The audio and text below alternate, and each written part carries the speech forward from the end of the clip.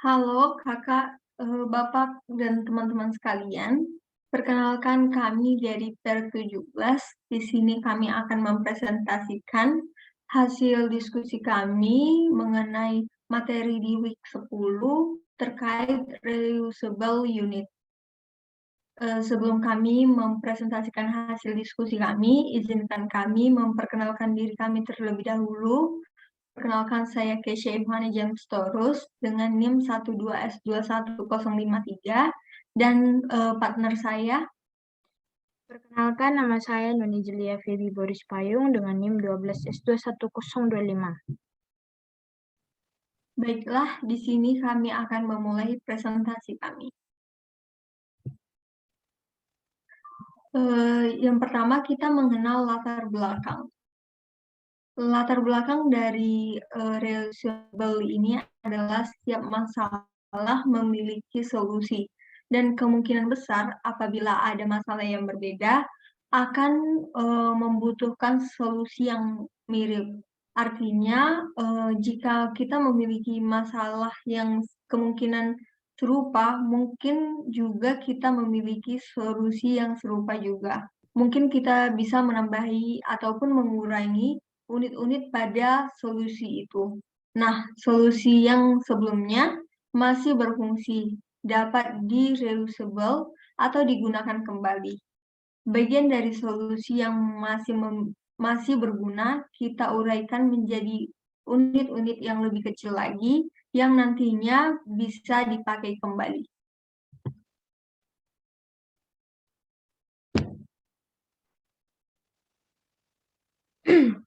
Jadi, motivasi dari kita mempelajari materi mengenai reusable unit ini, reuse, menggunakan ulang unit-unit dari solusi yang kita gunakan pada suatu problem, itu kita gunakan lagi, bisa kita gunakan atau kita remake, atau kita tambahi, atau kita kurangi jika ada problem yang sama dengan problem sebelumnya atau yang mirip-mirip sedikit. Nah, kita bisa menggunakan solusi yang sebelumnya itu dengan seperti yang dibilang teman saya tadi, bisa kita tambahi ataupun kita kurangi dari unit-unit yang ada. Jadi motivasinya dalam kita mempelajari materi reusable unit ini, di mana yang pertama kita mendekomposisi dengan baik, maka kita akan menghasilkan satu set unit kecil. Jadi dekomposisi itu maksudnya menguraikan jaringan. Maaf, kendala jaringan. Maaf sebelumnya karena tadi ada kendala jaringan jadi agak terputus. Saya akan lanjut untuk menjelaskan motivasi dari kita mempelajari reusable unit. Seperti yang saya katakan tadi, kita di sini mendekomposisi dengan baik, maka kita akan menghasilkan satu set unit kecil. Dekomposisi di sini maksudnya itu adalah menguraikan atau membagi dia menjadi bagian-bagian yang kecil, agar kita bisa menghasilkan satu set unit kecil. Kemudian setiap unit kecil itu memiliki spesialisasinya sendiri. Jadi dia punya ciri khasnya sendiri, dia punya apa yang menjadi fungsinya dari unit itu sendiri, apa yang menjadi tugasnya, dia mempunyai ciri khasnya masing-masing. Jadi motivasi yang ketiga, terkadang unit tersebut cukup umum untuk digunakan kembali dalam similar case. Jadi unit-unit yang kita dekomposisi tadi itu similar bisa kita gunakan kembali, itulah reusable unit dalam similar case. Similar case maksudnya case yang mirip-mirip atau problem yang antara problem satu dengan problem yang lain itu bisa diselesaikan dengan solusi yang sama, walaupun kita untuk menyelesaikan untuk menyelesaikan problem kedua, kita mungkin bisa menambahi ataupun mengurangi dari unit-unit yang telah kita dekomposisi. Kemudian untuk dalam C, unit dapat digunakan kembali dalam library atau modul Kemudian library ini dapat didistribusikan kembali di solusi lain. Oke, selanjutnya. Oke. Di sini ada library. Bagaimana kita cara kita mengintegrasikan library ke solusi. Caranya dengan memperkenalkan inklusi.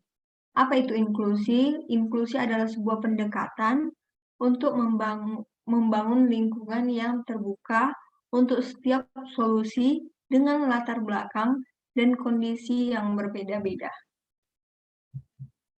Selanjutnya mungkin teman Noni bisa melanjutkan. Baik, berikutnya adalah include directive. Nah, apa kegunaan dari include directive ini? Ini digunakan untuk menyisipkan kode dari file lain. Ini seperti kita menyalin ataupun menempelkan atau copy paste konten file lain secara harfiah. Kemudian ini terjadi tepat sebelum kompilasi berlangsung. Dan apa yang harus kita include? Secara teknis, file apapun dengan kode C di dalamnya menurut konvensi program C hanya boleh menyertakan file header-nya. Selanjutnya bisa dijelaskan teman saya. Baiklah, di sini ada varian include directive include file mencari directory default dari library system. Selanjutnya ada include file untuk library yang ditentukan oleh si pengguna.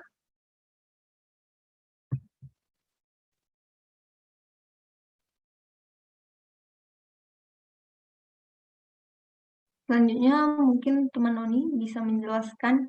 Jadi untuk reusable unit itu perjalanannya seperti ini. Kode sumber C-nya itu di pra pemprosesan atau belum diproses, masih pra-nya saja. Kemudian masuklah kode perantaranya, lalu dikompilasi, kemudian masuklah kode perakitannya, kemudian dirakit, lalu dimasukkanlah file objeknya. Nah, inilah nanti yang menghubungkan kita untuk mengeksekusi file yang telah dimasukkan. Begitu, bisa dilanjutkan. Selanjutnya ada user defined library. Outputnya adalah file header atau file.h dan file sumber atau file.c. Step to define reusable library adalah yang pertama, menganalisa program dan identifikasi unit mana yang dapat digunakan kembali. Selanjutnya yang kedua, kita relokasi unit dengan menggunakan aturan sebagai berikut. Yang pertama, variabel konstanta struktur atau enumerasi dipindahkan ke file harder atau .h. Yang kedua, jika tidak dipindahkan ke file sumber lain atau .c. Langkah-langkah untuk mendefinisikan library yang digunakan kembali ada dan daftar prototype function di file harder. Tautkan program file header dan file sumber menggunakan direktif pagar include. Kompilasi semua sumber terkait sekaligus dengan cara gcc program.c library.c another library yang kita miliki. Selanjutnya protecting accidental redefinition. Dimungkinkan untuk memiliki banyak penyertaan ke file yang sama. Ini menyebabkan kesalahan mendefinisikan ulang. Untuk menghindari ini, maka lindungi definisi dengan arah pagar indef dan add and if. Selanjutnya,